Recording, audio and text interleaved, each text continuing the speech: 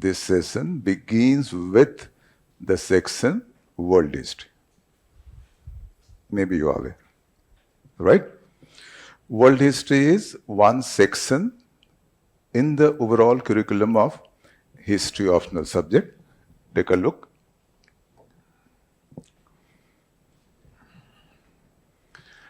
As you know, every optional subject consists of two papers. Same is the case in history. There are two papers, and in each paper there are two sections. Paper 1, Ancient Indian History and Medieval Indian History, and paper 2, Modern Indian History and World History. And you must be knowing, each paper carries 250 marks, total 500 marks.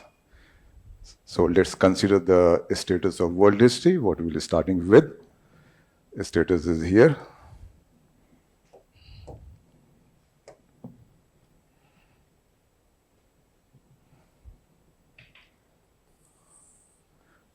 This is one section that falls under paper 2, okay, and carries 125 marks. This is all about the status of world history. Simple. We'll be starting with world history. Then we will be moving on to Ancient Indian History. Then we'll be shipped to Medieval Indian History. And finally, we'll be shipped to Modern Indian History. This is the way we will move on. All right? Now, this session is, in fact, overview of world history, right? And there's a fundamental requirement as well before we embark upon preparation of topics. And what is this overview all about? My basic aim is to awaken you to the nature of the section world history, what is there in our curriculum, history optional, to awaken you to certain finer ideas, I would be saying, as regards how to organize the syllabus, what is already defined by UPSC, and also to awaken you to how to make a brilliant preparation, or I would be saying a near perfect preparation to obtain the maximum marks possible. So for this, so many aspects and dimensions of world history we are supposed to discuss. And there are many. My plan is to discuss them one by one. If I ask you one question, that how many of you have read a little bit of world history? At least a little bit of? Okay, so many of you. Rather, all of you have read a little bit of world history. For example, if I utter a name, Hitler, do you understand? Okay, I utter a name, Mussolini, you understand? I say Chinese Communist Revolution, so you understand? I say imperialism and colonialism. Oh, so you know everything. Course is over. This means you know everything. So I'm comfortable now in discussing all these aspects and dimensions. Okay? As I've said, there are many, and I would be discussing one by one. And how this discussion will help you, you have come to know. This is a kind of awakening. No, I want to make you a Buddha today. Buddha, you know very well. Enlightened one.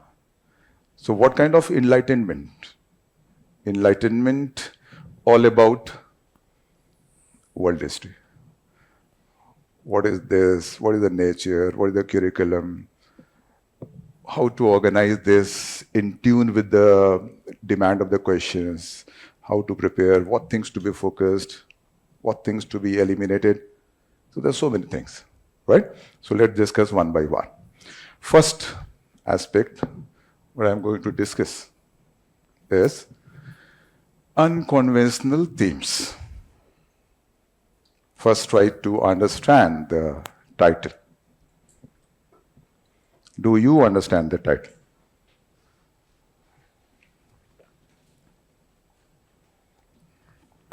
And keep on writing down also everything.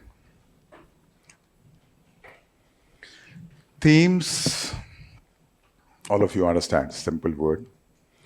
Unconventional is what? Unconventional is not following or not conforming to what is generally done or believed. Try to understand. Not conforming to or not following, not pursuing what is generally done or believed, that is unconventional. All right? Title is Unconventional Themes. Idea is very simple. When we pick up any topic,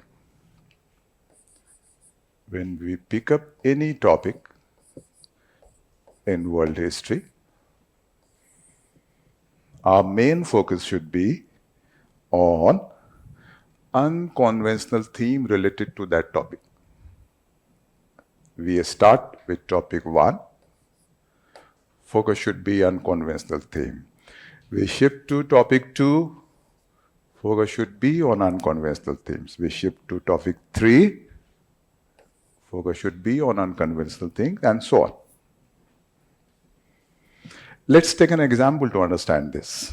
And since you understand world history overall, we're all smart in history, and many of you have a history background.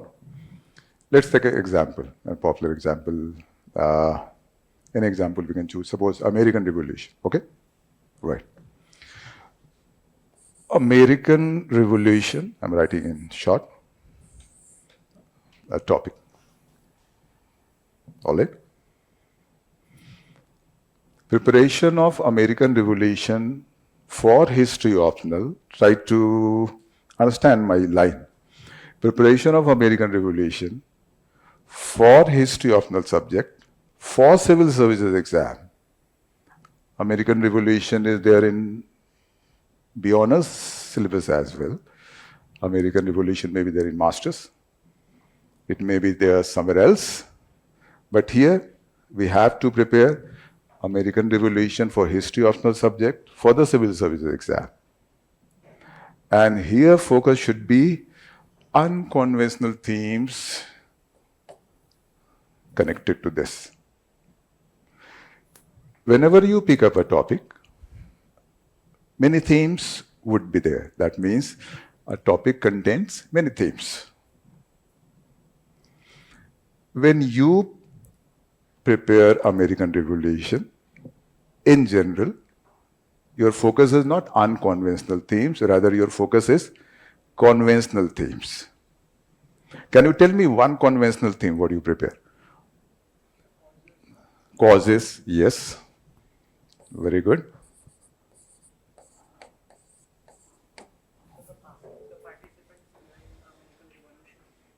The participants, leaders. Leaders.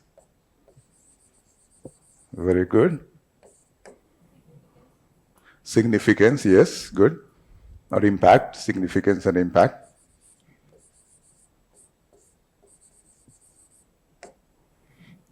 These kind of themes we focus on. We prepare, we begin with them, we end with them. All right? Very simple. And syllabus is not well defined. Syllabus mention what? Syllabus mention American Revolution and Constitution. American Revolution and Constitution. Simple. If you have a look at the syllabus defined by UPSC, what is mentioned there? American Revolution and Constitution. This means themes are not defined. Themes are not mentioned. Now this is our duty to define the themes. But we have to define the themes what way? We are preparing for civil services exam. In the light of that, when we must define in a major way the themes that are unconventional.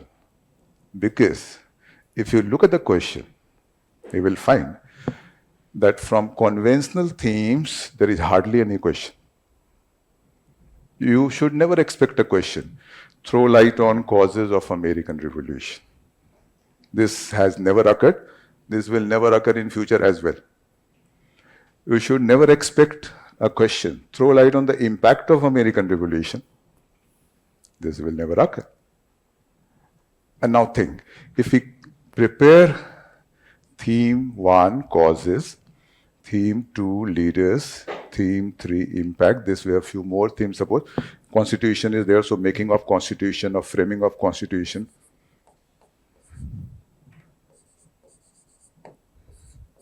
Framing of constitution. If these kind of themes we prepare, this will not help us address the questions what are occurring particularly nowadays or that will occur in future. It doesn't mean we are not supposed to know it.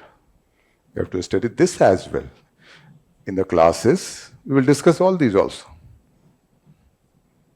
But focus is not this, because our final goal is what?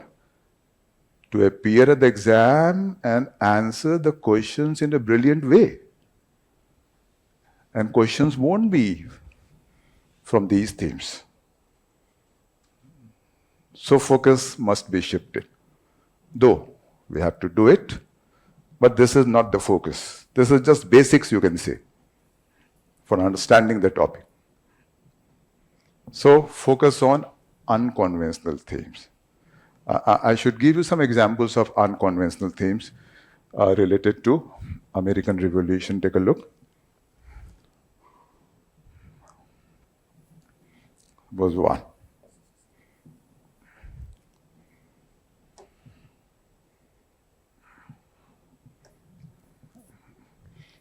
Number 1. The issue of inevitability.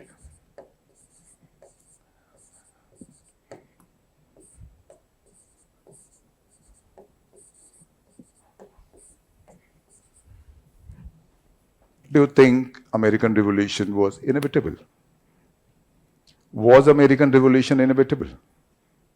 Give views. This is one unconventional issue. This has no connection with causes, impact and all. I hope you understand. Number 2. American Enlightenment.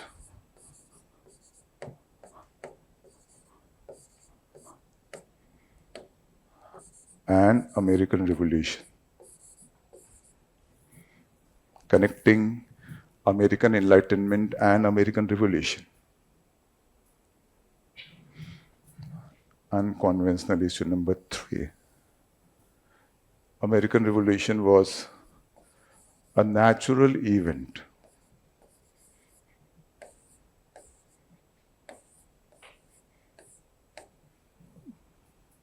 In the context of the American society, the kind of society America had, this revolution was a natural event. This means it was to occur.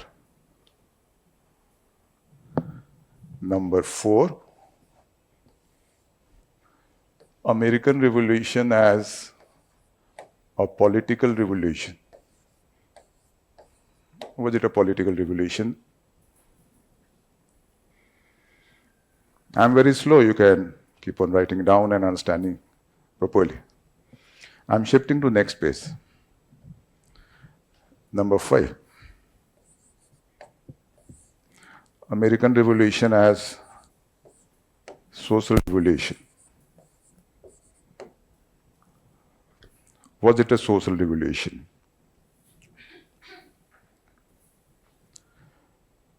Number 6. American Revolution as an economic revolt.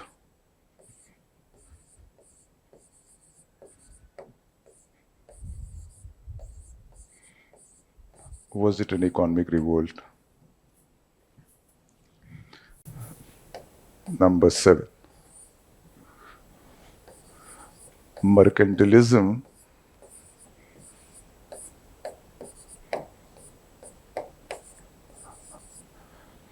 versus capitalism.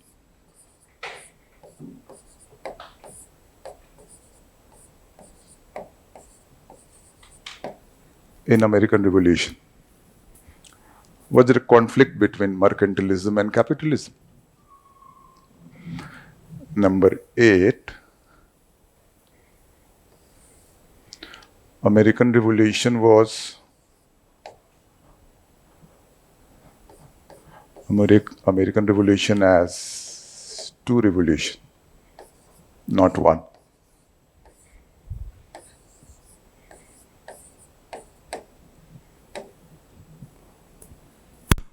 One external revolution, one internal revolution. Number 9.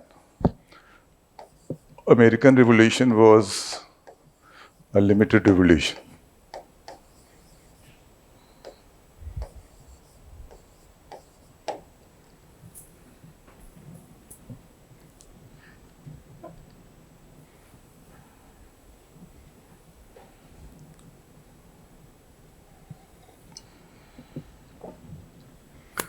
I'm shifting to next page.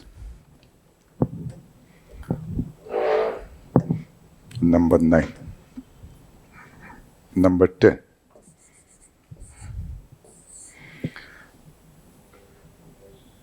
American Revolution or War of Independence.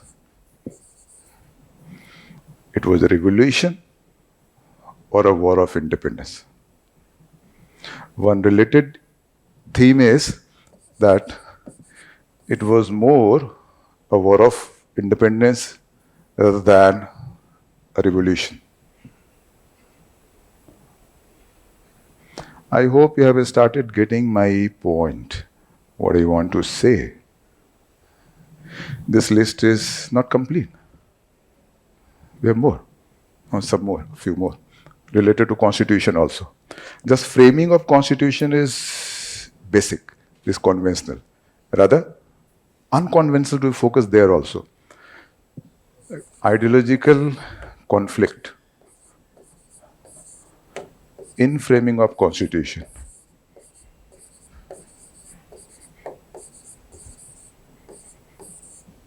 C represent constitution, okay? 12. Ideological influences on constitution. 13. Constitution as an economic document.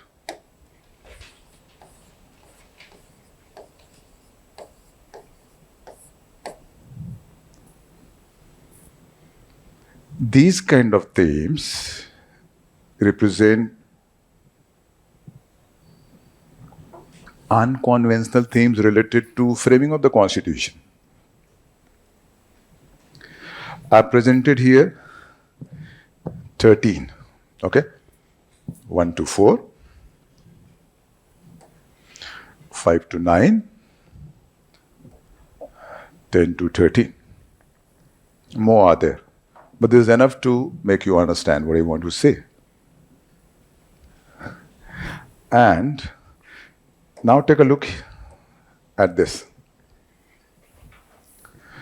Working on causes of American Revolution, leaders of American Revolution, impact of American Revolution, framing of Constitution in America. This is okay. We're supposed to discuss all these as well.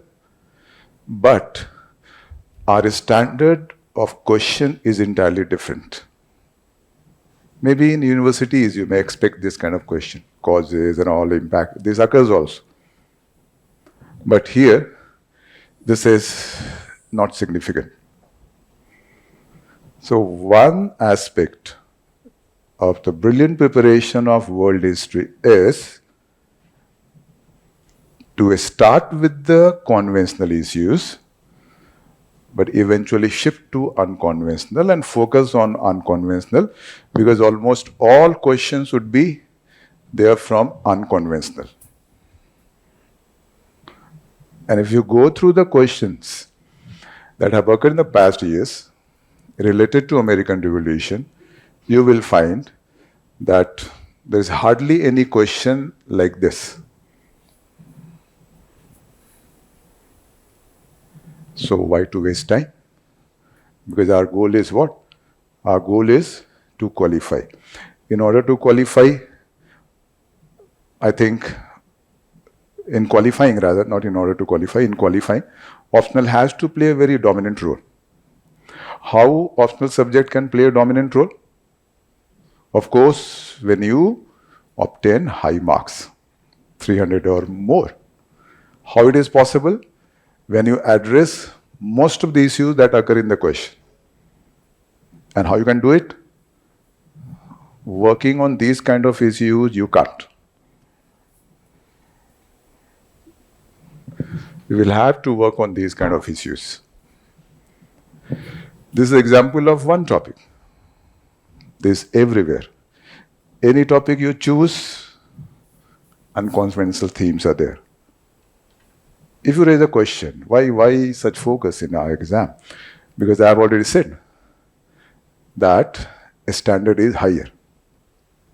So basic things are not there in the question, like causes, impact, leaders straightway. No. Specific things are there. And that's why I call them unconventional, because generally, what is generally done, what is generally believed is this. So that becomes conventional. You have to move beyond that. Is this okay? So in the classes, whenever we begin a topic, our focus should be also, or would be also, unconventional theme. And this is not your task.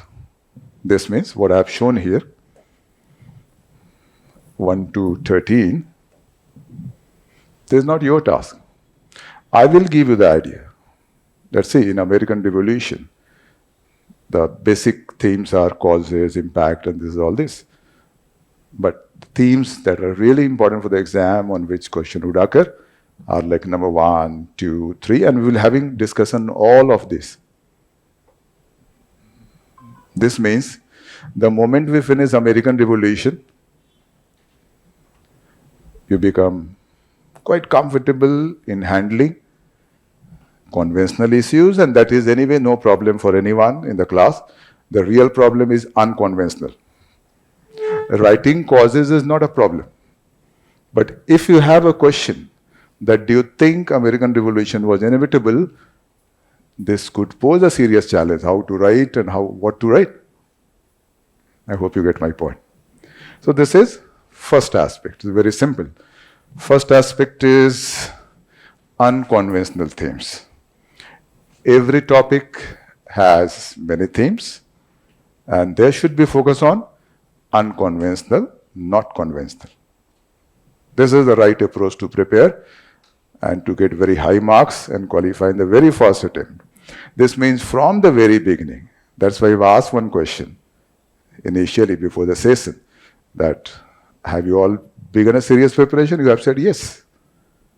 So from the very beginning, if your focus is this, make sure next year when you are writing exam, you will be handling all the questions what would be occurring. But this doesn't happen. Why? Because most of the people preparing, their focus is this.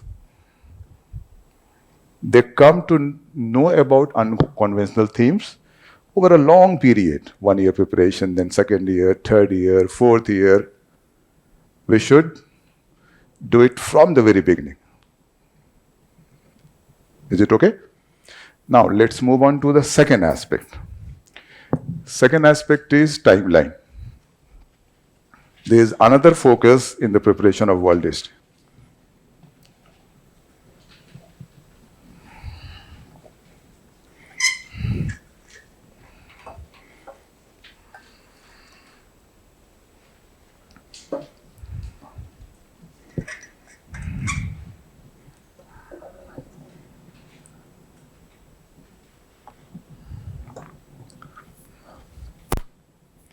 I hope all of you understand that timeline is a hallmark of history. Is it so? Timeline involves chronology. A very significant or a fundamental, you can say, element of history is elements of continuity and changes over a period. That is depicted through timeline. So this must be a great focus. In most of the topic, timeline is involved, and we should focus that. How does it help? How this is important? Because nowadays you will find that there are many questions occurring in the exam. They are based on a very proper understanding of timeline. If timeline is missing, this means proper connections are not there, you can't answer. Plus, proper understanding of timeline helps you in understanding the whole topic very well as well. So it strengthens your understanding on the one hand. On the other, that is more important, it enables you to address many issues in the exam.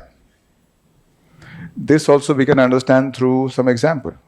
When American Revolution is also fine because this is almost everywhere. But let's take another example. Suppose Russian Revolution. Okay? Russian Revolution as an example under second aspect. Depicting the timeline of Russian Revolution, okay? Topic we have chosen is Russian Revolution. I'm depicting the timeline. 1905, 1911, 16,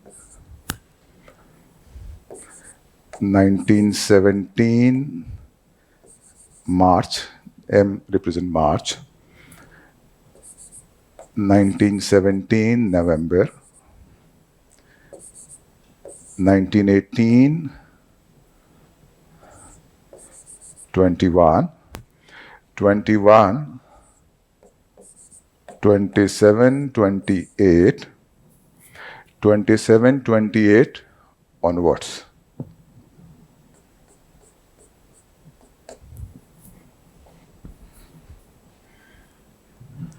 So 1905 to 1927, 28 onwards.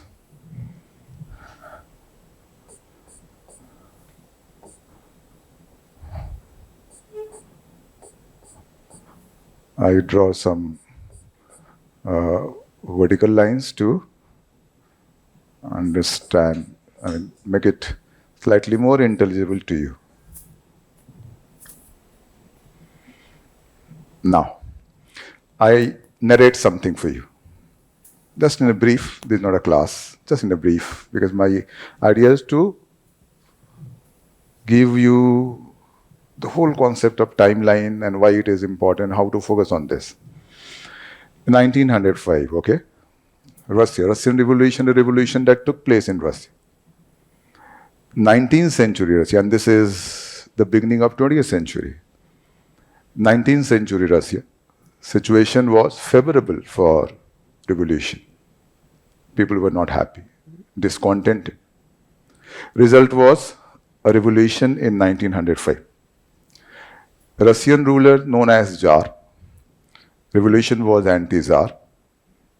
It created a pressure on Tsar. The demand of the revolutionaries were reforms. Tsar agreed upon this idea and he could save his throne. Reforms began after 1905 onwards. Reforms in political field, reforms in economic field. One very important reform was Duma, that is the first parliament in Russia, first representative body in Russia. But 1911-12 onwards, reforms began to lose significance, began to lose its vitality and strength. 1914 began First World War. Russia became the part of the First World War.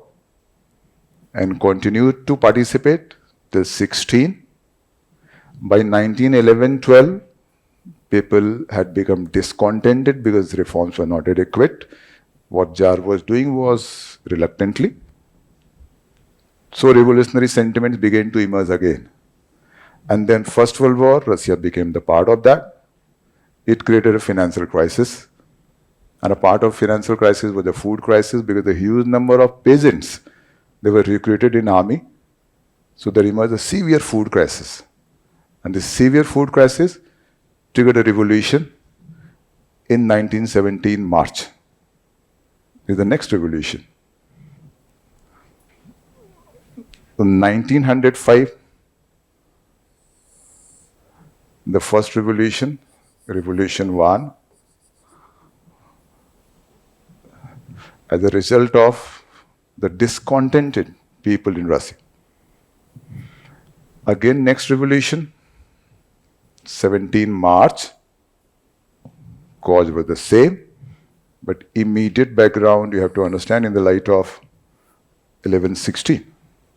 And that's why it's said that what happened in 1917 March was a financial explosion. Because in immediate context, it was the finance which triggered it. This revolution ended the rule of Jar. Jar ruling for hundreds of years. All of a sudden, this rule came to an end. It was a great political change. A provisional government was formed. And this provisional government had now task to reform the system. People had expectation from provisional government. But provisional government also began to fail. Revolutionary sentiments emerged again. This is the time when Lenin came back to Russia, that is in April 17. He was a Russian Marxist revolutionary, but revolutionaries were not allowed, they were all exiled. So he was involved in the revolutionary activities 1890s outside Russia. When the rule of Tsar came to an end, came back and began to propagate for another revolution, that is Marxist, socialist or communist revolution you can call. My aim is not to teach. My aim is to make you understand timeline and how this helps. Lenin played a significant role. One more revolution took place, 17 November. So here Revolution 2, here Revolution 3. This is what we call socialist or communist revolution in Russia.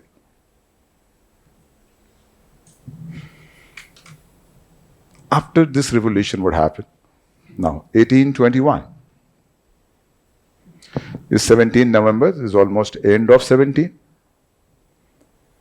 18 onwards, there emerged a group that was anti-Lenin. Lenin had a party known as Bolsheviks, so that group was anti-Bolshevik. And since this revolution, what took place, R3, was by Bolshevik under Lenin, so we call it Bolshevik Revolution as well. So one anti-Bolshevik group emerged. There began a civil war in Russia between Bolsheviks and anti-Bolsheviks. So this is the period of war. Now Lenin fighting to save the socialist revolution, fighting against the anti-Bolsheviks. And at the same time, Lenin began to introduce communism in Russia. So two things happening, war and communism. So this period is known as the period of war communism. What happened? In war, Lenin was successful. Anti-Bolsheviks were defeated, but communism failed. Russia was a backward region, and in that region, all of a sudden, or you can say sudden introduction of communism, this could not yield positive result. Lenin realized this, he withdrew communism, and then he initiated a new policy in 1921, what is known as NEP, New Economic Policy. It was a mixture of communism and capitalism. I mean, he created a mixed economy in Russia. Both public sector and private sector was supposed to play a role. And Lenin dies in 1924. But NEP continued till 27-28. After Lenin's death, a new leader emerged, Stalin. He dropped NEP 27-28 onwards and introduced an entirely new policy, a new model, what is given the name Orthodox Communism.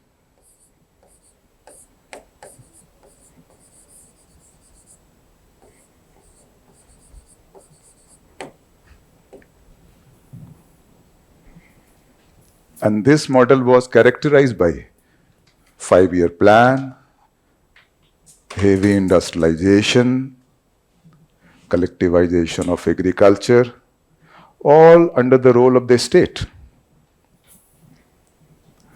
And this is given the name, the so-called Second Revolution. So-called Second Socialist Revolution. I mean, what happened 27-28 and onwards. And this continues. Stalin was in power for a long time, till 1950s. This is just in a very precise way. I've depicted the timeline of the topic Russian Revolution. How does it help? Though I have narrated everything very fast and very brief, but still, don't you think it has broadened your mind about Russian Revolution? It's not like causes and impact kind of thing. It gives you so many ideas about Russian Revolution. You come to know 3 revolutions took place. You come to know war communism. You come to know NEP, Orthodox communism, Lenin, Stalin, so-called Second Socialist Revolution. So many things are there. This is the second focus. This must be the second focus in the classes. Since most of the topics involve timeline, this would be a focus, and I will be discussing the same thing. What I think I have discussed this in 5-7 minutes. I will discuss the same thing in 2 hours. With the whole class, we discuss just this. And after that discussion, what happens then? You have full understanding of the topic as per the standard of the civil services exam. So we won't be doing like causes, impact kind of thing. Now, if you understand this in a very proper manner, you would be in a position to address so many issues in the exam. I'm raising certain issues from Russian Revolution. Russian Revolution was 3 revolutions. Discuss. I think you get the answer approach. Second, Russian Revolution was 2 revolutions. Discuss. Here the idea is, first revolution is this, second revolution is this. This is the background. 2 revolution means R2 and R3. Next, Russian Revolution was a single revolution having 2 phases. Here the approach is, single revolution means single revolution having 2 phases. Phase 1 is a political phase because the rule of Tsar came to an end. This one, socialist phase, because this was socialist revolution and socialist experimentation took place. So Russian Revolution was single revolution having 2 phases, 1, 2, and this provided the background. Role of Lenin in Russian Revolution. There was a question I remember. Lenin was father of socialism and architect of revolution in Russia. So Lenin was father of socialism and architect of revolution in Russia. This you cannot write down if this understanding is not there. What is the role of Lenin here? See, the role of Lenin is This starts from here, April 17, after March Revolution. And this continues till 1924, till NEP. You will have to write all. You will have to write here role of Lenin in this revolution, R3, what ideas he presented, what was his revolutionary ideology and how he spread it, provided leadership in this revolution, R3. After that, fought a civil war to save the revolution and emerged victorious. Introduced communism, but that failed. In the event of the failure of communism, introduced NEP, and that was to some extent successful. In between more things, he founded Communist International in 1919 for International Communist Revolution. This is popularly known as Comintern also. And he organized Russia or reorganized Russia into USSR. So Russia became USSR in 1922. So after 1922, we shouldn't use the term Russia. It became USSR. This is the difference you get now also, Russia and USSR. So two more things. So if this entire phase you write, that becomes the answer. How he was the father of socialism and architect of revolution in Russia. But now think, without knowing this timeline, how you can answer this well? Even a Stalin question could be there. So-called second socialist revolution is what? What are the features of this? This helps you. What is orthodox communism? This helps you. So many ways, even these kind of statements could be there in the question, that Russia in the early 20th century witnessed revolution after revolution. So yes, revolution after revolution, 1, 2, 3. But what way normally we prepare? We prepare like this. First we prepare causes, then we prepare impact,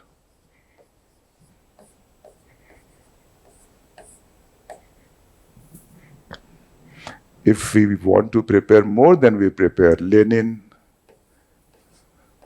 Stalin,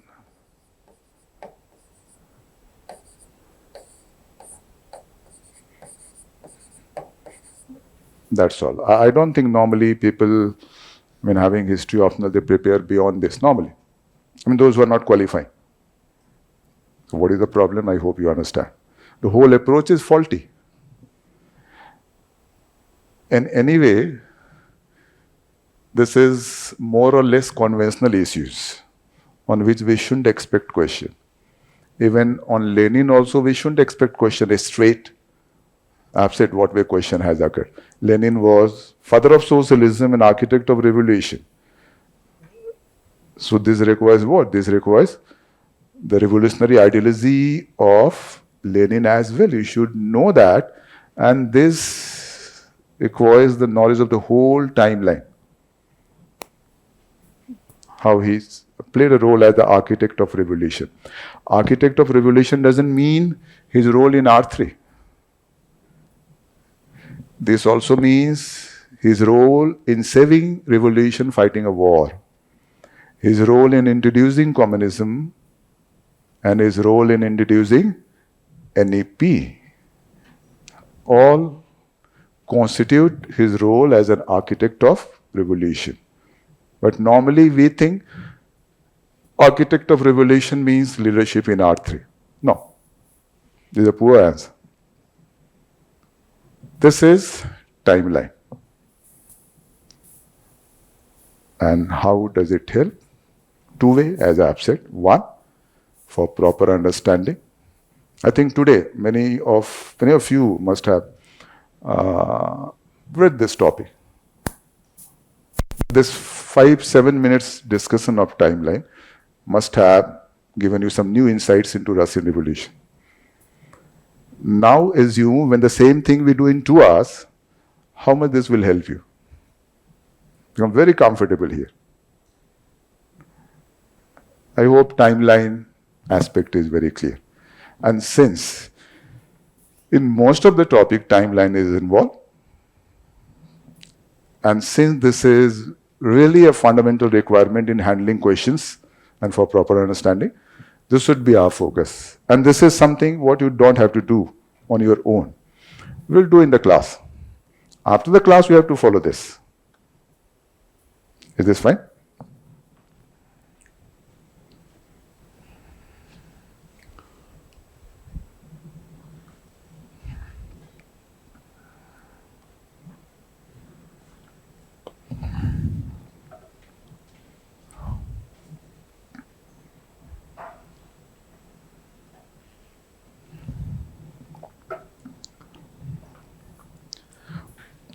I would like to give you one more idea.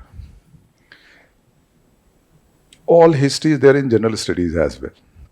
And that is compulsory way to do. You have world history as well.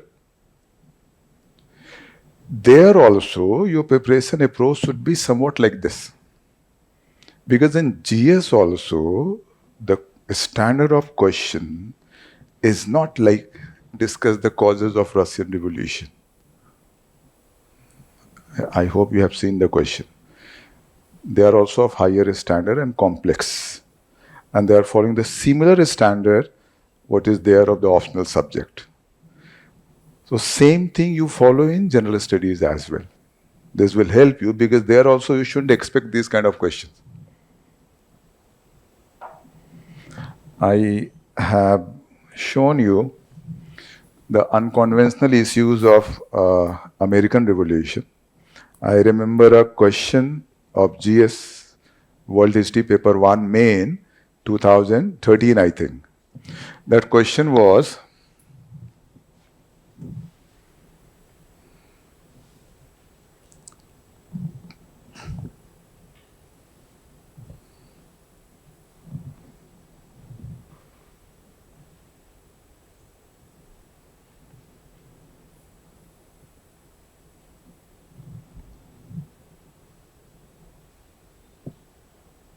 related to 6. That question was, I remember very well, American Revolution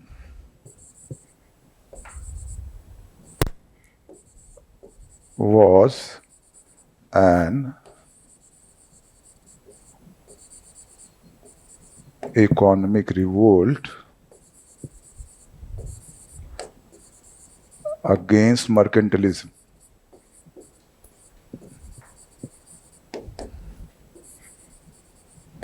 Discuss. There was a GS question. How you can write this if you work on causes and impact kind of thing? You can't. This is a difficult question. Unconventional issue. Now this is connected to 2 themes here. One, as an economic revolt, and 2, mercantilism versus capitalism. Both connected here. GS standard is also almost similar. So follow the same there as well. All right? You have understood the second aspect, that is timeline. Now the third aspect, what you have to focus is a specialized answer. And everything you have to start from the very beginning. Don't wait like you will finish the whole course and then you will switch over. From the very beginning, there should be focus on unconventional, there should be focus on timeline, and there should be focus on a specialized answer. Answer writing in the class begins the moment we finish the first topic. And this will continue till the end of the course.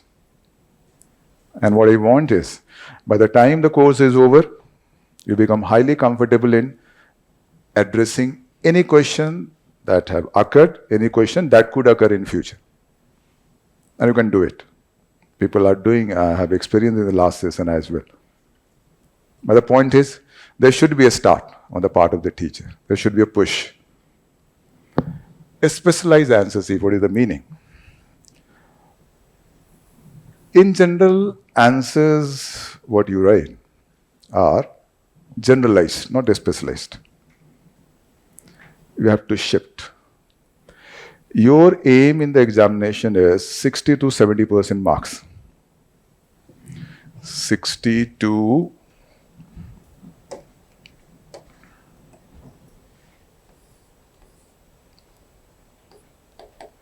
70%.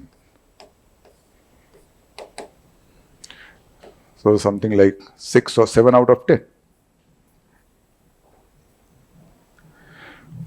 And here marking is not relaxed kind of marking. I mean the way you had in the university exams. Marking is tough. The examiners are all senior professors of history and have a lot of expectation. An optional subject is the test of your knowledge, nothing else.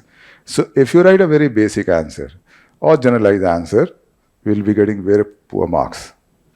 Your whole focus from the beginning should be writing a specialized answer, and I will help you how to write a specialized answer, and this is based on knowledge.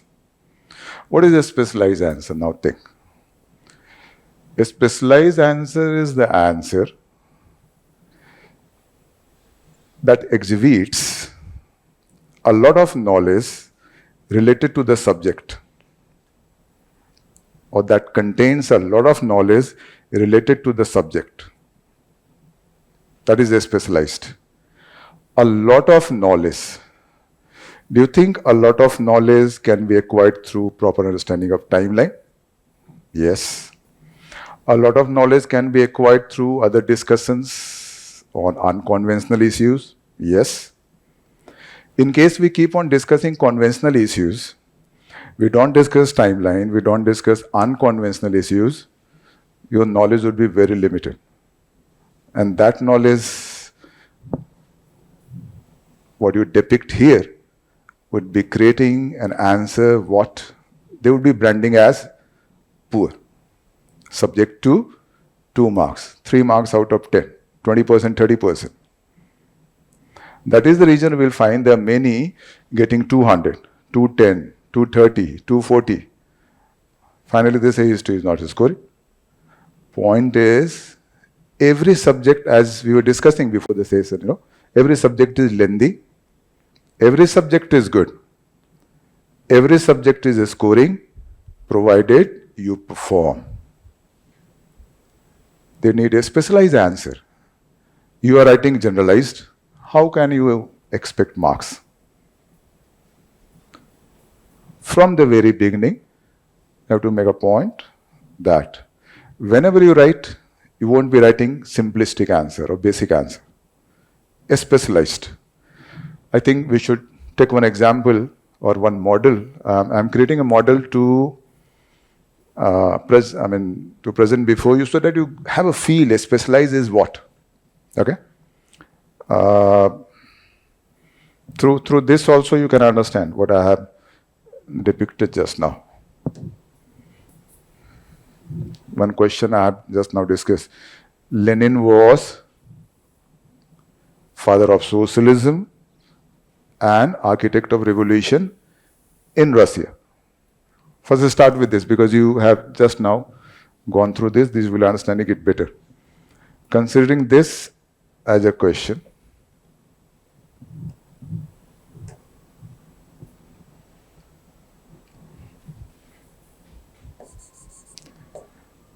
L stands for Lenin. Lenin was a father of socialism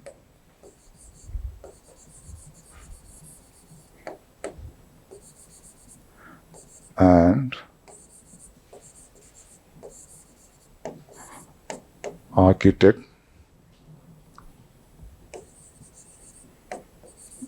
of of revolution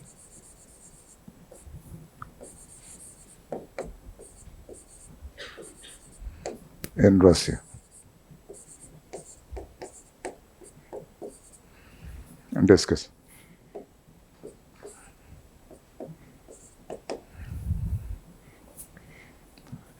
What is a specialized answer here? Of course, one thing that is very important, your answer must be as per the demand of the question. I mean, whatever is there, you have to answer. Nothing extra, nothing else, nothing beyond. So you understand what is the demand. Father of socialism and architect of revolution.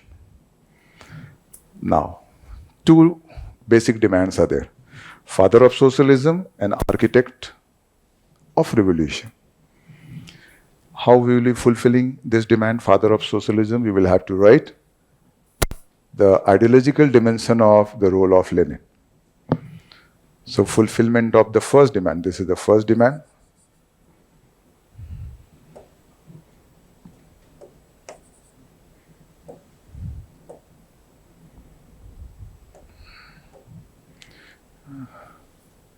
Father of socialism is the first demand. Architect of revolution is the second demand. Now, the first one and the second one. For the first one, we will have to write the revolutionary ideology of Lenin. Without that and their propagation in Russia, what was his revolutionary ideology? But all we have to write under one idea of socialist revolution. I mean, his idea of socialist revolution. Two, idea of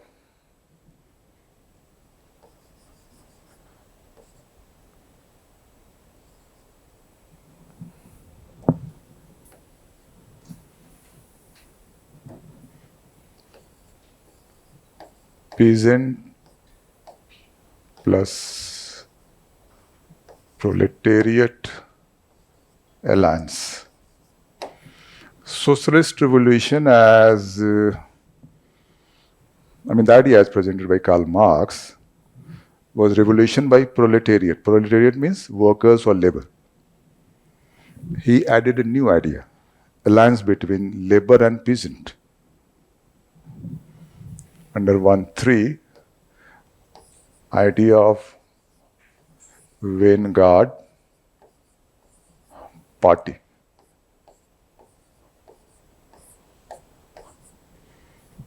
Vanguard party idea is a party, a revolutionary party, not a general political party, a revolutionary party of the revolutionaries, dedicated revolutionaries who would be working in the interest of the proletariat. And his vanguard party was Bolshevik party. Karl Marx never talked about vanguard party. His idea was the proletariat or the workers, when they would be highly suppressed under the capitalistic system, they will rise into revolution on their own. So this was not by party. But in Russia what happened was revolution by party. That's why we call R3, I hope you understand, as Bolshevik revolution. Then, so 1, 2, 3. Then idea of feudalism to communism. This idea was that Russia would skip the capitalist phase. It would shift from feudal phase to communism straightway. The Marxian idea was feudalism to capitalism, capitalism to communism. Now here, feudalism to communism is straight. Maybe certain things you don't understand, this hardly matters. My aim is not to teach, my aim is to give you the idea of what is a specialized answer. Then next, all powers to Soviet.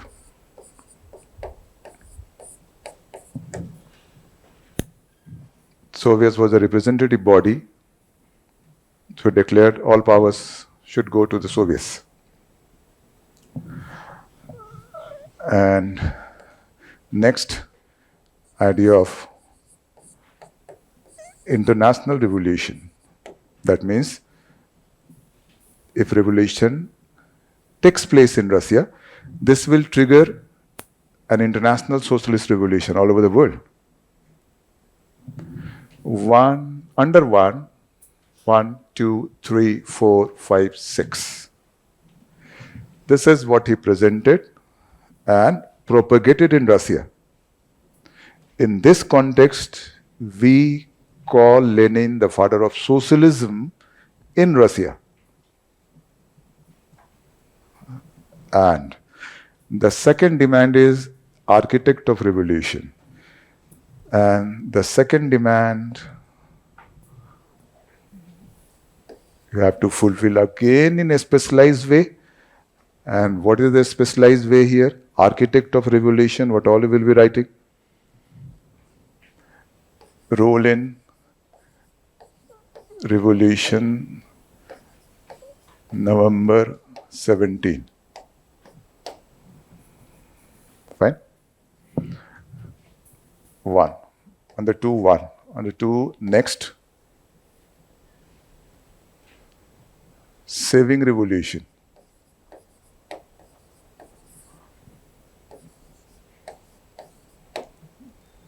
By fighting war. I mean, here you're writing about the war, civil war, what began.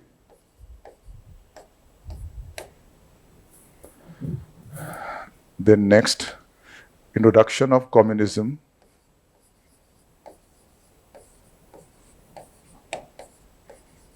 (1821), war also 1821. I hope you remember the timeline. Okay, you're getting through that. Next, establishment of Comintern.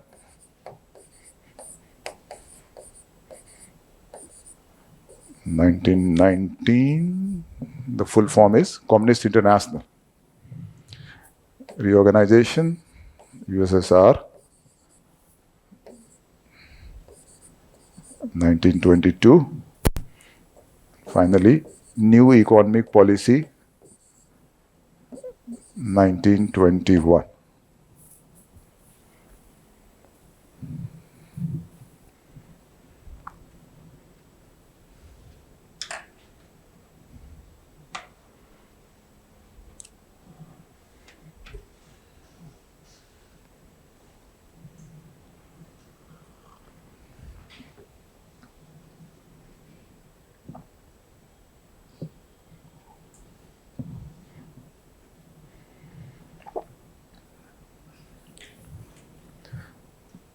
This is all about fulfillment of the second demand.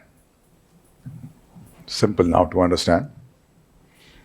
The question is, Lenin was father of socialism and architect of revolution in Russia. First demand, this way. And second demand, this way. Write this, we're getting 7 out of 10. But the problem is, you also try to understand, because many of you have a history background, how many people are there, those who write like this? And I have not explained them very well, and explained them very properly. And how many are there who write like this? A few things are there, here and there, scattered. A few things are here, there, out of this. This is a model of a specialized answer. And a specialized answer is what I have defined. Answer that contains a lot of knowledge related to the subject. Subject is role of Lenin. So a lot of knowledge, father of socialism, a lot of knowledge. His idea of socialist revolution, peasant, proletariat alliance, idea, vanguard party, this, all. So this shows what? You have a lot of knowledge about the subject. if you write this in a very basic way, the way normally people write, that Lenin was a great leader, he was Marxist, believer in Marxist ideas. He came back to Russia April 1917. He strengthened Bolshevik party. And, I mean, this kind of thing, if you keep on writing, and your whole answer is complete, this is not a specialized answer. Examiner demand this kind of knowledge. Is this okay? And this is everywhere. This is everywhere. This is just not a case here. This is everywhere. So, make it a point that the very first answer what you will be writing and showing me after finishing the first topic in the class would be a specialized answer. Make best efforts to write that. And a specialized answer needs knowledge. That knowledge I will be giving you in the class through discussion, through notes. Plus you have your own ideas, your own knowledge, books and all. In essence, we can say here that you can score high when you have knowledge. People outside say you're going to score high when you join test series. I don't agree. Joining test series, you cannot develop this kind of answer. For example, if this is the question in the test series, you write it 100 times. If this kind of knowledge is not there, you cannot improve the answer. And the test series, knowledge is not improved. Knowledge is assessed. Assessment is given. Okay, here you get 4 out of 10. A few clues are given. Improve this, write more points on the idea of learning, write more points. You don't get any idea of what knowledge. But people are doing it. And then you will find there's so many people joining a large number of test series also, getting 200, 210, 220. So essence is you have to build knowledge. High knowledge you need. When you have high knowledge, even test series is not required. Why? And if you have worked on, high knowledge also means working on unconventional issues, timeline and so many other things are also there. When high knowledge is there, the moment you see a question, you understand what is this. And you know what is the answer and what is the specialized answer. The only problem you may face is that within 3 hours, maybe you are not in a position to write. That's all. This is the problem of time management that you can improve after prelims, sitting with a clock with you and writing answers, one answer within 10 minutes, 11 minutes, 2 answers within 20 minutes, this way. This is your work, this is not my work. But the point is, whether we are working to write all answers within 3 hours or we are working to get high marks. You're working to get high marks. You will find there's a huge number of candidates, aspirants, civil service aspirants. They claim they write all answers within time. And they have been writing main for the last many years, still they haven't qualified. Why? Because many answers they don't know, questions are such. Knowledge is poor. Plus, many answers they are writing that is not specialized. That is poor, they are getting poor marks. Though they are in a position to manage the time. So logic is not to manage the time, this is no serious issue that you can do on your own later. Your whole focus should be improve your knowledge. And once you improve your knowledge, you will be in a position to write good answers. Worst to worst, what will happen? You are supposed to write 5. Within 3 hours, you will be writing only 4. I mean, after finishing the course, you are given the chance. But once you work on that for 1 month, I think it is a matter of 1 month, time management. But improving knowledge is not a matter of 1 month. It will take some time. I hope you are getting my point. So every answer has to be written in a specialized way. Related to this, I remember, I think we should take 1, 2 more models here related to a specialized answer.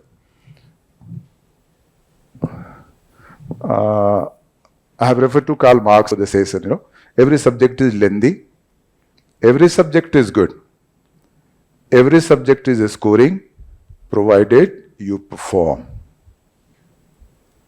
They need a specialized answer. You are writing generalized, how can you expect marks? From the very beginning, you have to make a point that whenever you write, you won't be writing simplistic answer or basic answer, a specialized.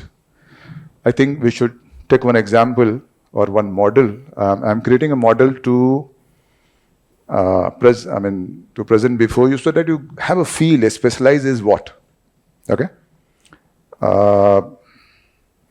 Through this also you can understand what I have depicted just now. One question I have just now discussed. Lenin was father of socialism and architect of revolution in Russia. First start with this because you have just now gone through this will understanding it better. Considering this as a question,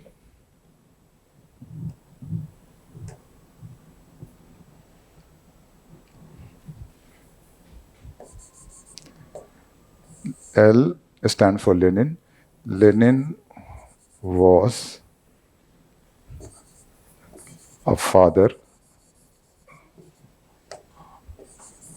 of socialism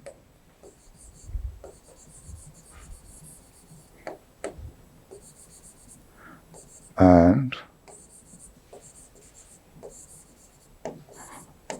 architect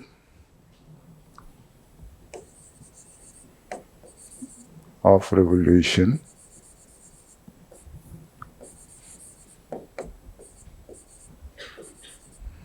in Russia. And discuss.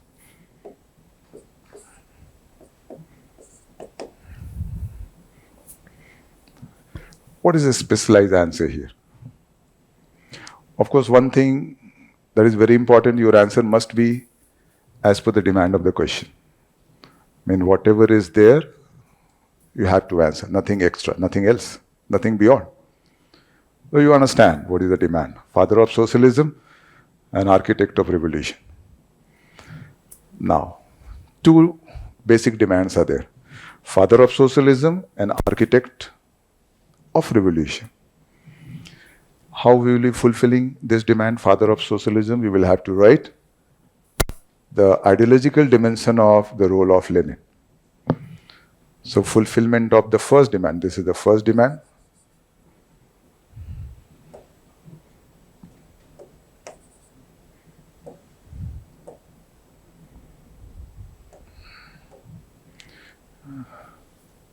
Father of socialism is the first demand.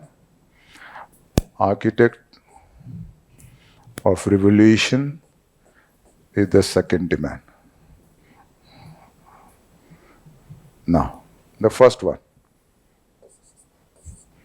and the second one. For the first one, we will have to write the revolutionary ideology of Lenin. Without that and their propagation in Russia, what was his revolutionary ideology? But all we have to write under one idea of socialist revolution. I mean, his idea of socialist revolution. 2, idea of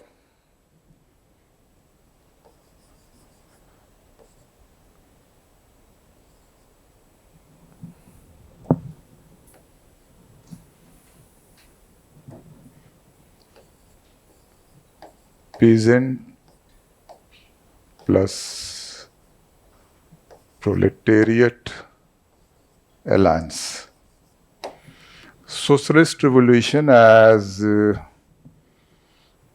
idea as presented by Karl Marx was revolution by proletariat. Proletariat means workers or labor. He added a new idea, alliance between labor and peasant.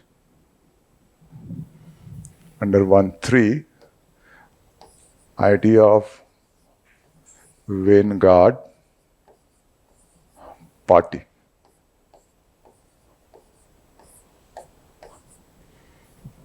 Vanguard party idea is a party, a revolutionary party, not a general political party, a revolutionary party of the revolutionaries, dedicated revolutionaries who would be working in the interest of the proletariat. And his vanguard party was Bolshevik party. Karl Marx never talked about vanguard party. His idea was the proletariat or the workers, when they would be highly suppressed under the capitalistic system, they will rise into revolution on their own. So this was not by party. But in Russia, what happened was revolution by party. That's why we call R3, I hope you understand, as Bolshevik revolution. Then, so 1, 2, 3, then idea of feudalism to communism. This idea was that Russia would skip the capitalist phase. It would shift from feudal phase to communism straightway.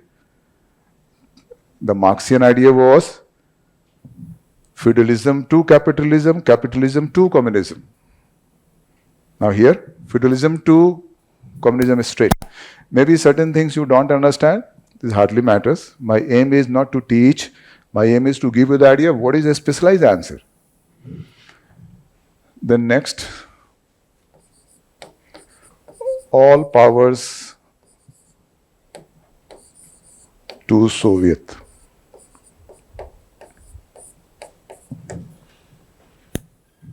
Soviets was a representative body, so declared all powers should go to the Soviets.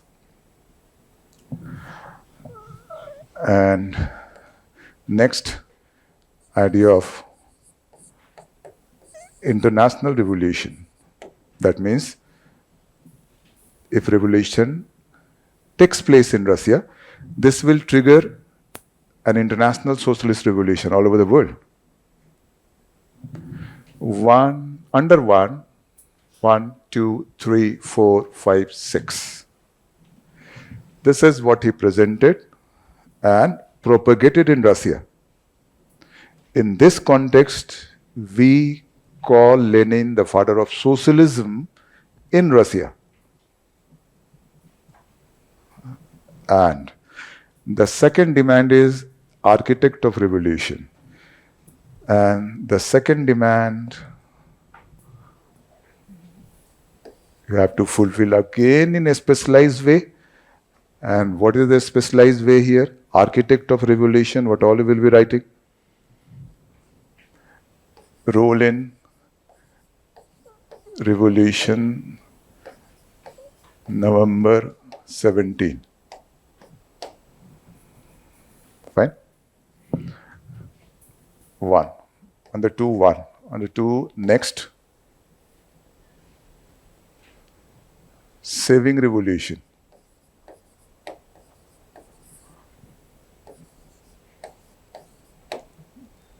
By fighting war. Here you're writing about the war, civil war, what began.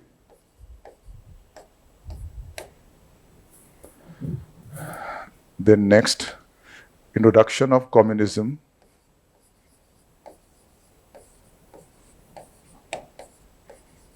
(1821), war also 1821. I hope you remember the timeline. Okay, you're getting through that. Next, establishment of Comintern.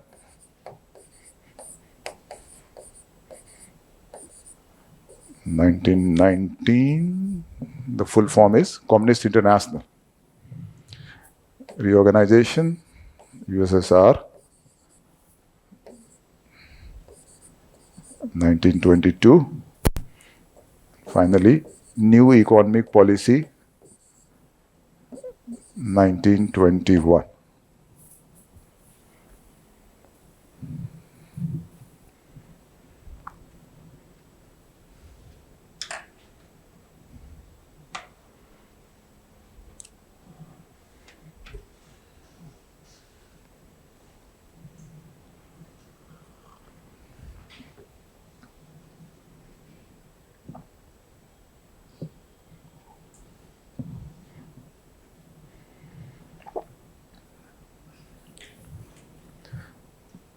This is all about fulfillment of the second demand.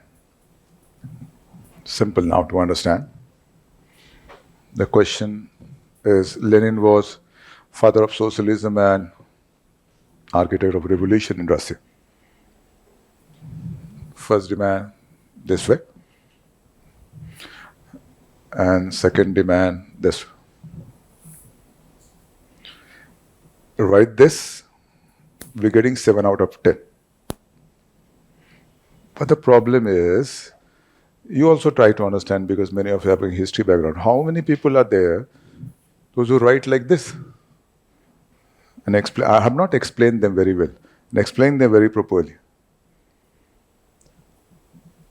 And how many are there who write like this? A few things are there, here and there, scattered. A few things are here, there, out of this. This is a model of a specialized answer. And a specialized answer is what I have defined. Answer that contains a lot of knowledge related to the subject. Subject is role of Lenin. So a lot of knowledge, father of socialism, a lot of knowledge. His idea of socialist revolution, peasant proletariat alliance idea, vanguard party, this all. So this shows what? You have a lot of knowledge about the subject. If you write this in a very basic way, the way normally people write, that Lenin was a great leader, he was Marxist, believer in Marxist ideas, he came back to Russia April 1917, he strengthened Bolshevik party, and this kind of thing, if you keep on writing, and your whole answer is complete, this is not a specialized answer. Examiner demand this kind of knowledge. Is this okay? And this is everywhere. This is everywhere. This is just not a case here. This is everywhere. So, make it a point that the very first answer what you will be writing and showing me after finishing the first topic in the class would be a specialized answer. Make best efforts to write that. And a specialized answer needs knowledge. That knowledge I will be giving you in the class through discussion, through notes. Plus you have your own ideas, your own knowledge, books and all. In essence, we can say here that you can score high when you have knowledge. People outside say you're going to score high when you join test series. I don't agree. Joining test series, you cannot develop this kind of answer. For example, if this is the question in the test series, you write it 100 times. If this kind of knowledge is not there, you cannot improve the answer. And the test series, knowledge is not improved. Knowledge is assessed. Assessment is given. Okay, here you get 4 out of 10. A few clues are given. Improve this, write more points on the idea of learning, write more points. You don't get any idea of what knowledge. But people are doing it. And then you will find there's so many people joining a large number of test series also, getting 200, 210, 220. So essence is you have to build knowledge. High knowledge you need. When you have high knowledge, even test series is not required. Why? And if you have worked on high knowledge also means working on unconventional issues, timeline, and so many other things are also there. When high knowledge is there, the moment you see a question, you understand what is this. And you know what is the answer and what is the specialized answer. The only problem you may face is that within 3 hours, maybe you are not in a position to write. That's all. This is the problem of time management that you can improve after prelims, sitting with a clock with you and writing answers, one answer within 10 minutes, 11 minutes, two answers within 20 minutes, this way. This is your work, this is not my work. But the point is, whether we are working to write all answers within 3 hours or we are working to get high marks. You're working to get high marks. You will find there's huge number of candidates, aspirants, civil service aspirants. They claim they write all answers within time. And they have been writing main for the last many years. Still they haven't qualified. Why? Because many answers they don't know, questions are such. Knowledge is poor. Plus, many answers they are writing that is not specialized. That is poor. They are getting poor marks. Though they are in a position to manage the time. So logic is not to manage the time. This is no serious issue that you can do on your own later. Your whole focus should be improve your knowledge. And once you improve your knowledge, you will be in a position to write good answers. Worst to worst, what will happen? You are supposed to write 5. Within 3 hours, you will be writing only 4. I mean, after finishing the course, you are given the chance. But once you work on that for 1 month, I think it is a matter of 1 month, time management. But improving knowledge is not a matter of 1 month. It will take some time. I hope you are getting my point. So every answer has to be written in a specialized way. Related to this, I remember, I think we should take 1-2 more models here related to a specialized answer. I have referred to Karl Marx many a time, linking with the Russian Revolution and Lenin. Okay, there was a question with the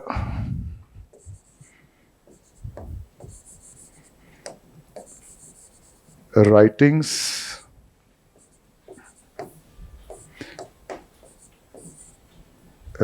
of Karl Marx. KM stands for Karl Marx. Socialism became scientific socialism.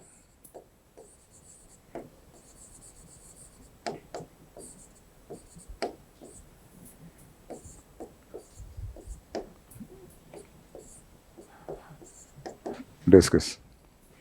With the writings of Karl Marx, socialism became scientific socialism. Discuss. If we write in a generalized way, we won't be obtaining good marks. Again, a specialized answer is needed. And for a specialized answer, high knowledge is needed. This means here the socialism becomes scientific socialism.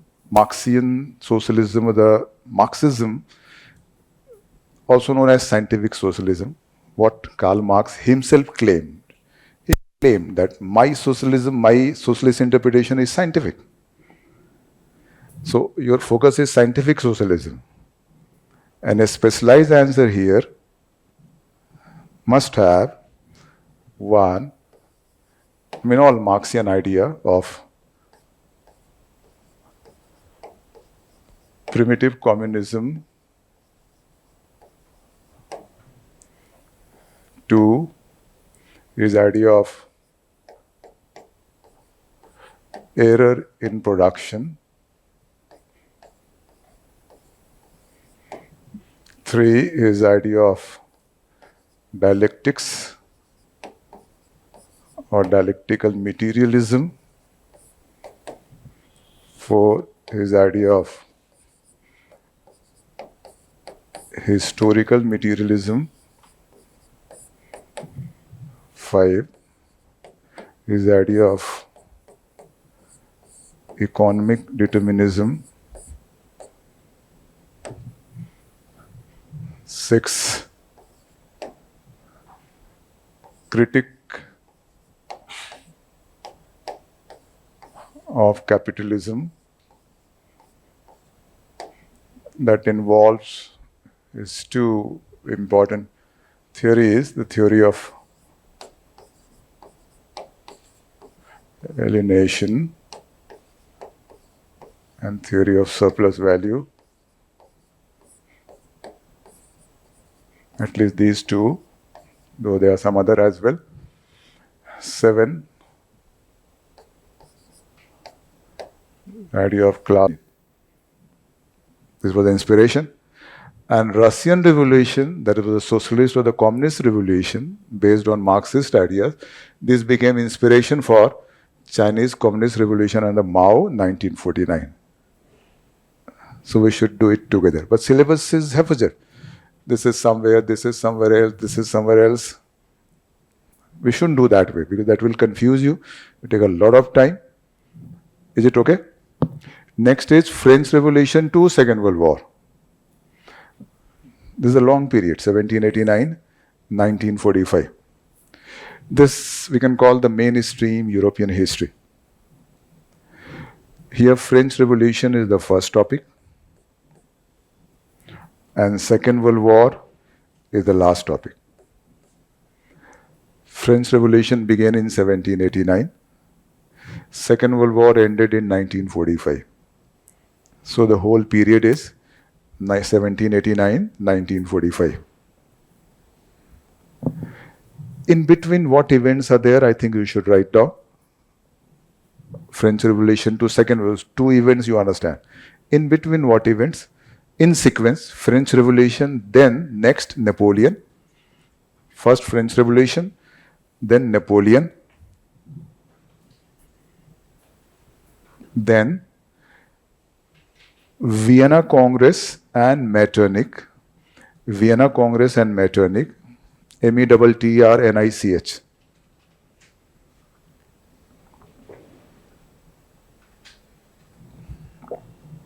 Vienna Congress and Metternich. Then 19th century European Revolution. 19th century European Revolution. And these are 2 revolutions, 1830, 1848. 2 revolutions, 1830, 1848. Then unification of Germany and Italy. Unification of Germany and Italy. Then First World War. Unification of Germany and Italy, and then First World War. After that, Fascism in Italy and Nazism in Germany. Fascism in Italy and Nazism in Germany. And the last one is Second World War.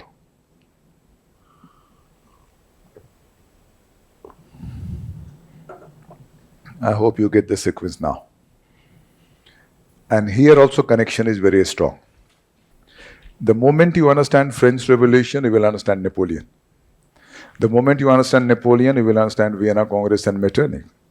The moment you understand Vienna Congress, Metternich, you will understand revolutions of 1830-48. But in syllabus, there's not this way. French Revolution is somewhere, other events are somewhere. And last one is post-1945 world.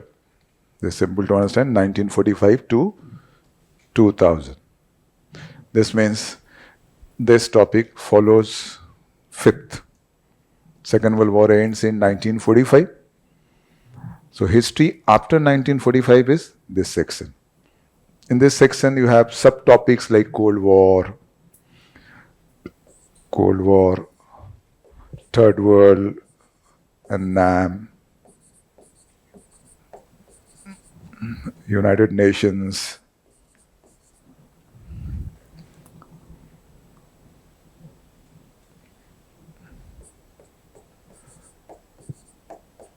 fall of communism and US dominance, unification of Europe,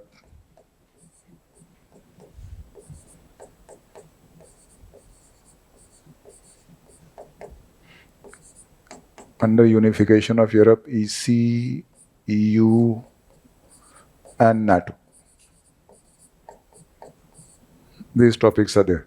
So Cold War, Third World and NAM, United Nations, unification of Europe, EC, oblique EU, and NATO, fall of communism. This includes disintegration of USSR, fall of communist bloc, and US dominance, that is US hegemony. These topics are there in the last one. And this is what we will be following in the class exactly. 1, 2, 3, 4, 5, 6. So this gives you a clear idea also in case you want to study something here, must start with this way. You have to move. But I don't expect you come reading in the class. Now, after topics, next is intra-connections and comparisons. Next aspect I'm shifting to. Intra-connections and comparisons. See the term here, intra-connection. That is connection within.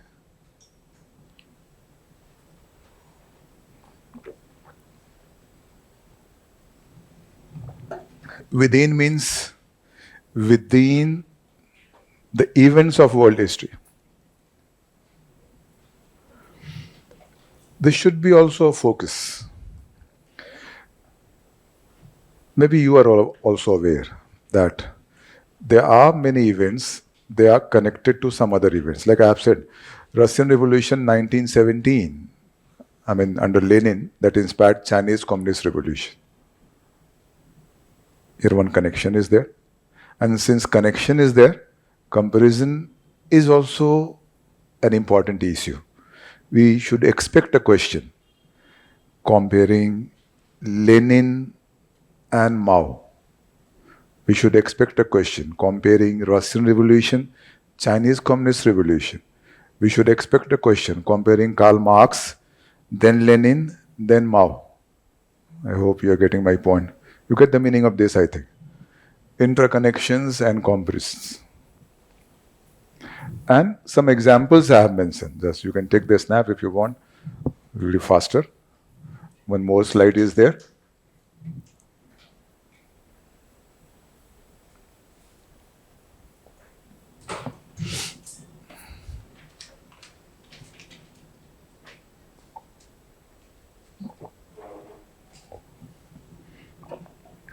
One more slide is there. Next one.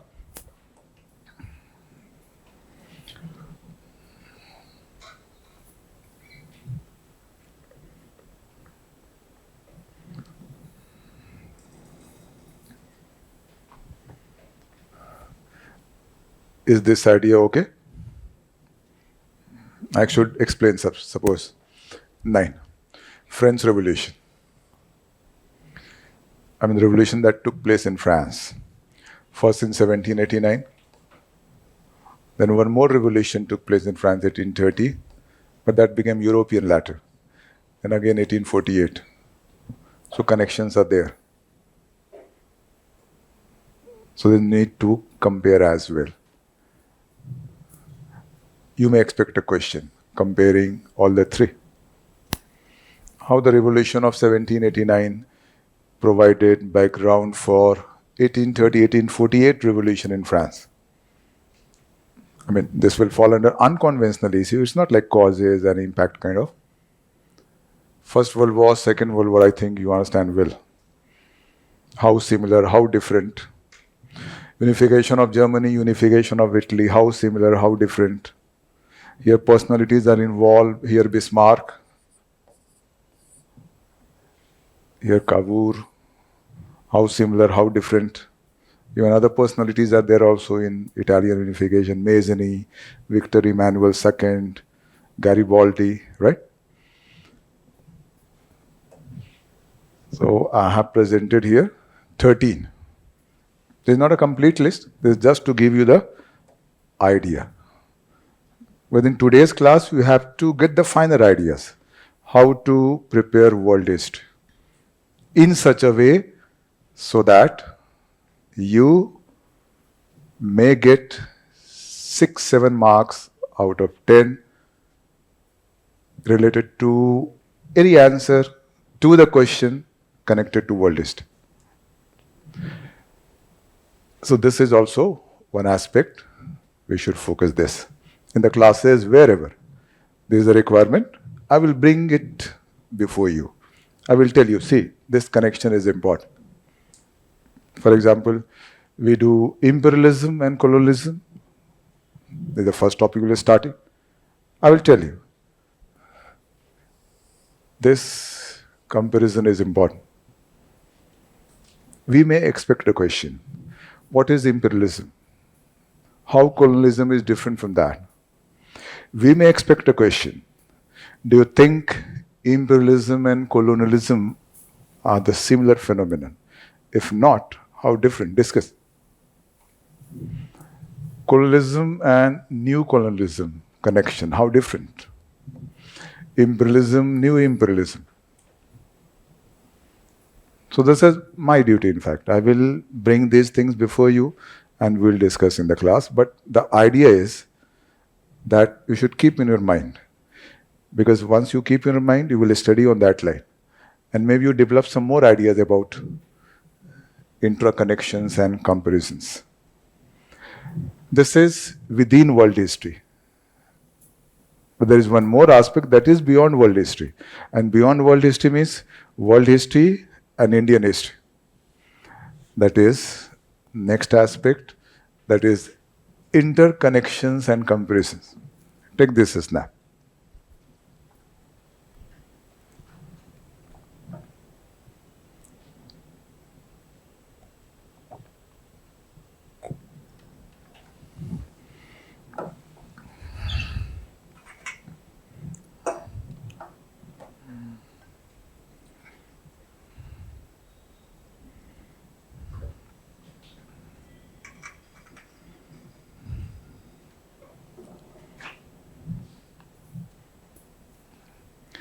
Take a look at the term here, inter. This is going beyond the world history. A standard of question here is such that we must expect questions on the themes that establish connection between some event in world history and some event in Indian history. But in Indian history, this is essentially modern Indian history. All examples are related to that. First one, I explain some of these ideas of enlightenment. This is an European event, 18th century European event. And ideas of Raja Ram Mohan Roy and H.L.V. de Rosio. In other words, the ideas of Raja Ram Mohan Roy and H.L.V. de Rosio in 19th century India represented ideas of European enlightenment. Discuss. You should expect a question on this. Secret society movement and revolutionary movement in India. Secret society movement, of course, this is in Europe, like Italian secret society. Maybe some you are aware of, like Carbonari, maybe Young Italy by Mazzini, many secret societies in Russia, in Ireland, and revolutionary movement in India, movement of Bhagat Singh, for example. Connection is there. Inspiration is also there. Rise of socialist ideas and leftist movement in India. Leftist movement in India began in 1920s. Rise of socialist ideas in Europe, early 19th century. Karl Marx emerged in mid of 19th century. Those ideas inspired leftist movement in India. In India also you find Communist Party. How Communist Party? Coming to being, this is the outcome of influence of Marxist idea, because communism is the final goal in Marxism or Marxian socialism. Similarly, new economic policy of Lenin and post-1947 economic policy. We have just discussed Lenin and we have discussed Russian Revolution. Just I throw light on this connection because that is there. We have already discussed. Take a look.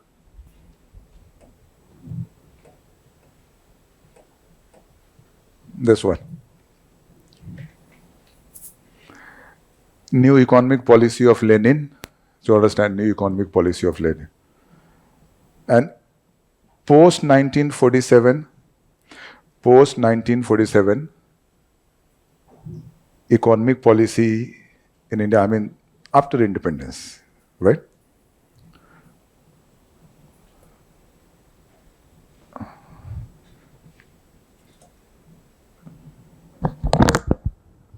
अभी तो नहीं, कभी जरूरत होगी तो ये मैं बोलता हूँ.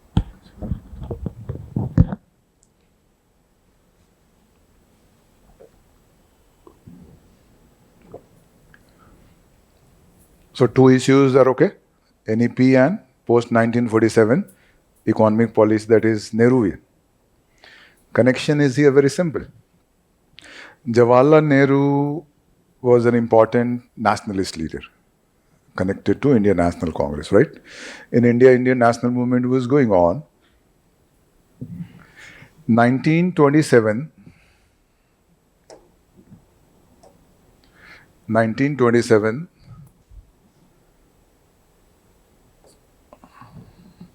I'm showing in a different ink, okay?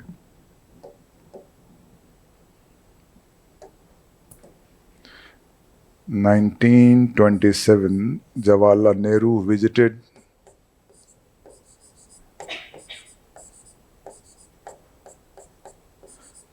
USSR. He was a nationalist leader. When he visited USSR, see the year, that was the year when NEP was ending. Okay? And that was the year when, under Stalin, the work was on for future programs and projects, what finally gave birth to what we call orthodox communism. I mean, work was on 5-year plan, work was on collectivization of agriculture, industrialization, etc., etc. And he was there. So he was exposed to both the ideas. He was exposed to NEP and he was exposed to what later came to be known as the so-called Second Socialist Revolution. And he was impressed by both. When he came back to India, he was sometimes so badly impressed, he became out and out a socialist and began to propagate socialism within Congress. And later, when India became free, he became the Prime Minister. This impression was still continuing. And the economic policy, what he adopted, was the economic policy inspired by both. I hope you understand. He adopted mixed economy. Mixed economy means where public and private, both the sectors play a role. That was the influence of NEP. He adopted 5-year plan, influence of so-called Second Socialist Revolution. He adopted cooperative farming, same influence. He adopted industrialization, heavy industries, basic industries, the same influence. So connection is there. You can expect a question. But the point here is that if you study just in isolation always, so we'll be missing certain question in the exam. Pattern is such. So we'll have to be very careful. If any connection is there, sometimes if you feel that connection is there and you want it to be discussed, you can raise the issue in the class. You can ask me, is this connection relevant? In case it is relevant, we'll discuss in the class. Because I have given you the idea. Since this idea is there, this will be at work when you prepare. Is it all right? And now let's move on to the next one.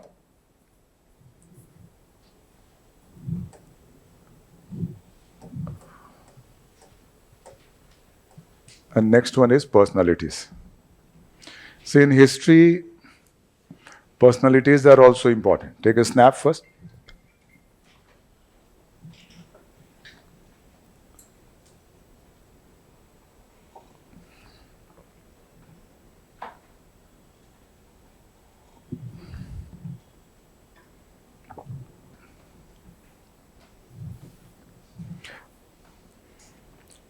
Personalities are there in Indian history, personalities are there in world history as well. This is the total list. You're not supposed to prepare any other personality. If questions are to occur from personality, any personality, that would be from any of 1 to 21. And this is in chronological fashion also, as per the topic we'll be doing. Sorry, not chronologically, as per the topic we'll be doing. We are starting with imperialism and colonialism. First,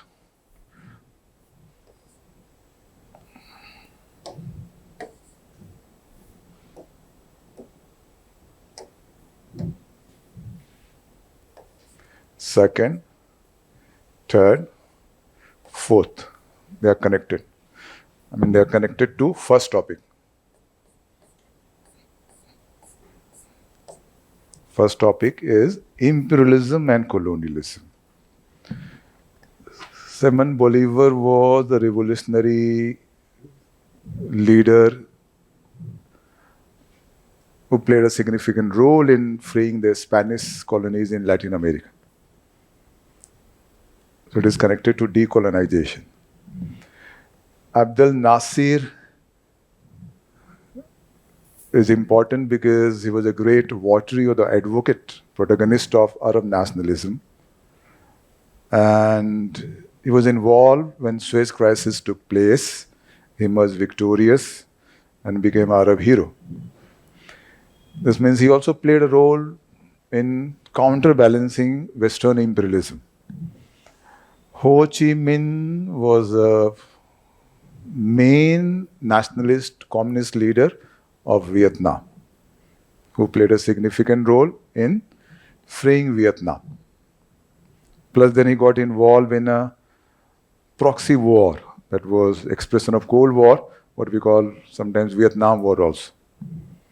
And Nelson Mandela, you must be knowing, he was recently in the news also. African National Congress losing majority in South Africa. You must have African National Congress. He was the main leader during the time of apartheid. He played important role in fight against the apartheid. Apartheid eventually came to an end in 1990s. So these four are connected to first topic. 5 and 6 are connected to second topic, that is enlightenment. Rousseau and Immanuel Kant.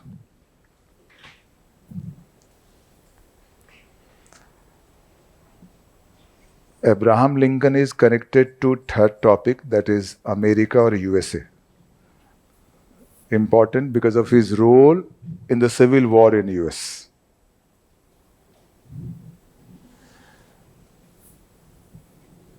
And Karl Marx, Lenin, Stalin, Mao, connected to the next topic, that is Industrial Revolution to Chinese Communist Revolution. This one.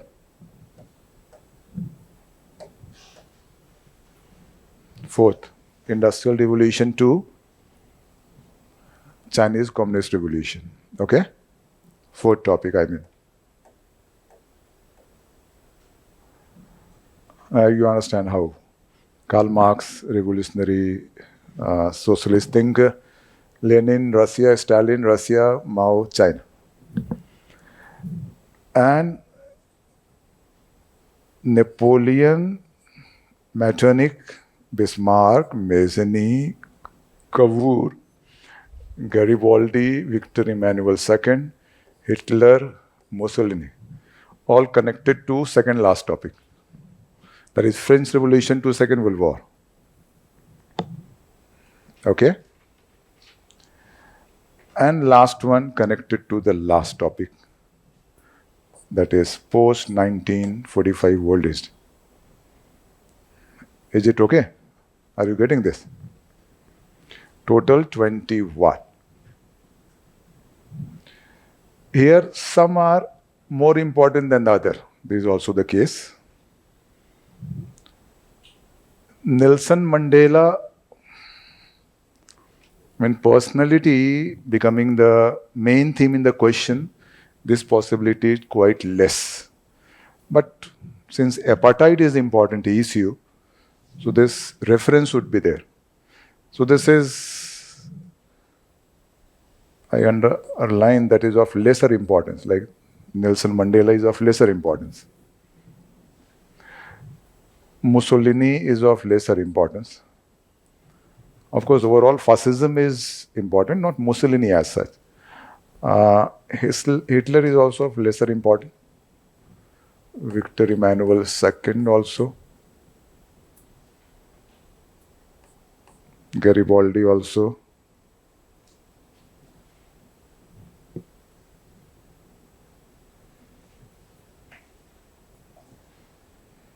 That's all. So what I have underlined in red are personalities of lesser importance. But we should do. Questions are highly unpredictable also nowadays. Is this fine? This gives you the idea of the what personality, and this list is comprehensive. All are there.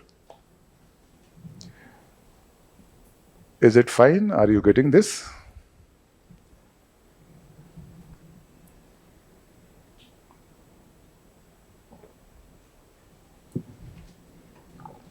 And now, after this next one, is the readings. This is the list. You can take the snap first. I don't know what book you are reading in world history. Many of you might have read many books here and there. See here, book number 2, 3, 4, 5.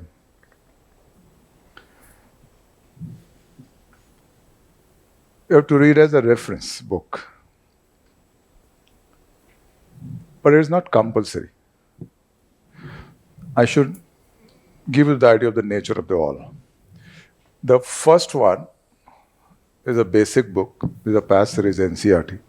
This covers almost all world history in a basic, lucid way. So if anyone wants to have a broad idea of world history in general, then it is good. You can read that. But if you feel that broad idea is not important for you, basic things you understand, and in the classes also will be doing all the basics, all the basic concept, everything will be doing in the class. So you can skip that. First thing. Second, this is the new NCERT. This is the past series, this is the new one. Class 9, 10th, 11th. Here you will find certain topics as per the syllabus. Like Nazism you will find in some book, French Revolution is there. That is in detail. Interesting also. You can read as a reference if you want. Not compulsory. Mastering Modern World History, there is a popular book by Norman Lowe. You read for GS as well. There is also as a reference book. Fourth one, Modern World History by L. Mukherjee. This covers European history and certain events of world also, like Industrial Revolution, American Revolution, Chinese Revolution as such. And last one is particularly Modern Europe. It covers European history. Mainstream European history plus, I think, Russian Revolution, some other topics as well. Now choice is yours.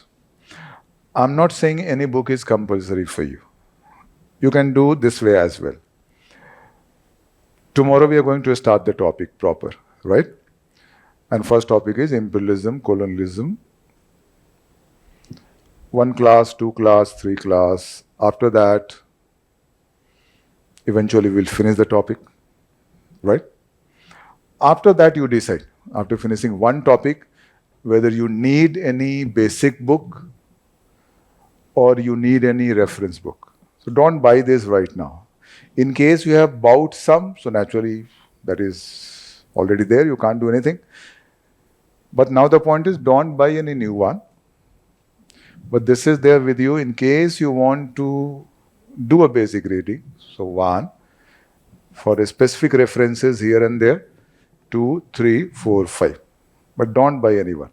Let's finish one topic in the class. After that, we will discuss this again. What about ratings? Then I will ask you how comfortable you are and all. This you can understand better through this class pattern. You should have this knowledge also. What will be the class pattern? How will I be teaching? What all do I expect from you? What way you should move? I mean everything. So that accordingly you can adopt.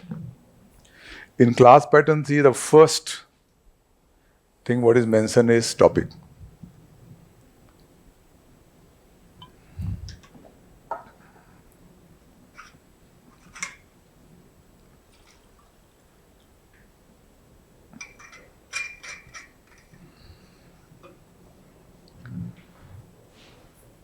Today's session is overview. Tomorrow we are starting topic. So in fact, tomorrow onwards, our whole focus is topics. First, second, third, fourth, right. Our first topic is imperialism and colonialism. I have reorganized the syllabus of world history for your convenience and in tune with the exam. This must be the first topic chronologically. You understand? In this topic, discussion in the class, you understand everything from very basic level. Many of you in the class are engineers. We had interacted before the session. Even they don't have to worry about understanding. We're doing everything. Any basic thing we'll do. Don't have to worry for that. You will understand everything, 100%. That you can feel in a few classes. So this involves everything, all basics as well. Relevant issues and themes, mainly unconventional are relevant. So focus is that. After doing this, we finish the topic. And one topic is over. Then I will send you PYQ related to this topic. Last 30 years, more than 30 years. Because this is the best model. Don't look for the question in the market. What UPSC provides is our best model. We have to follow that. And in history, there is a big advantage. Since there is no current dimension is there. So a lot of repetitions are there in the question. So working on PYQ helps a lot. We will find even a statement is also repeated. One statement occurring as a question in 1993, exactly same statement occurring as a question again after 3-4 years, again after 4-5 years. One main reason of this repetition of themes and issues is current dimension is not there, and history is what has happened. You cannot create any new thing in general. So there is no scope of expanding history as such, as you find in other optional subjects like pol science, sociology, PABAT, everywhere current dimension is involved. So that way what happened, your syllabus, whatever defined by UPSC, keep on adding all connected current. That scope is not there. So I will send you PYQ, I will send this, the soft copy form. I will be taking some basic details of yours later, your email and all. And we will start discussion of answer writing approaches. I've discussed a specialized answer today in a very brief way. Answer writing approach means how to write a brilliant answer. Taking one question, second, third, dictating you how to write first part, third part, last part. So 1 day, 2 day, 3, then you become expert. You know exactly how. Right? Then you have support, hard copy notes. Maybe I've got one book. There is one book, or there were 3 books earlier. We have joined them. That has become 1. And in between, I will keep on providing you some soft copy notes also in case I feel something is missing here and there or something extra is needed. So this is your support. So in one topic, that is imperialism, colonialism, this is what we discuss in the class. This is your extra support. And joining all this, you start answer writing. When? After we finish answer writing discussion in the class, and that we will finish after finishing the topic. This simply means after we finish this topic, you start answer writing. Start with 1. Keep on writing just 1. 1, get evaluation.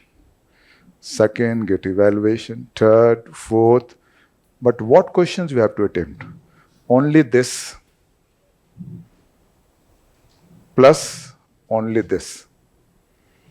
Today also, while discussing so many things, I have raised so many issues. This could be question, this could be question. Because many have not occurred yet. They may occur in future. So you have to write answers on these 2 only. That's it. I come to the class before the class time. Today also. And I discuss with you. Today also I discuss with you. That is the time we use in one-to-one discussion here. And that discussion involves discussion on your answers also. So one-to-one helps. Because even minute details we discuss. There should not be age. There should be was here. Grammatical mistake to be avoided. This is wrong expression. This English is not okay. Improve this. First part is this. This kind of discussion we do here, one by one. 1 day, 2 days, 10 days, 20 days, 30. I think within a few months, you will be very comfortable. This is the class pattern. First topic is over. We'll shift to second topic. We'll follow the same. Third topic will follow the same. Fourth topic will follow the same. And I have already said, I don't expect you come reading the topic beforehand. Because you have come to know how we'll move first topic, second. There's no need to read that. But once we finish in the class, then we will have to be very active then. Why? Organizing all, revising all, PYQs, relevant issues, answer writing, then your schedule becomes very hectic. I think this thing, if you follow during the course, you will be very comfortable. I don't think you will be facing any single issue. Later on, what is the requirement? Just sit, revise everything. Everything is there with you. Write the exam, produce the answers. Because the better the revision, the better the way you will produce in the exam. I'm not recommending even test series also. You want, it is okay. If you don't want, it is all same.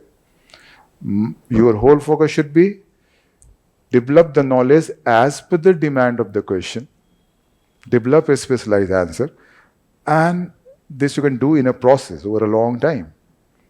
This will not happen in a few days. Is it okay? And I think by the time we finish the whole course, you also make sure your answer writing is no issue. Plus, any topic, any issue, any theme is no issue for you. Everything you understand, provided you revise it well. That's all.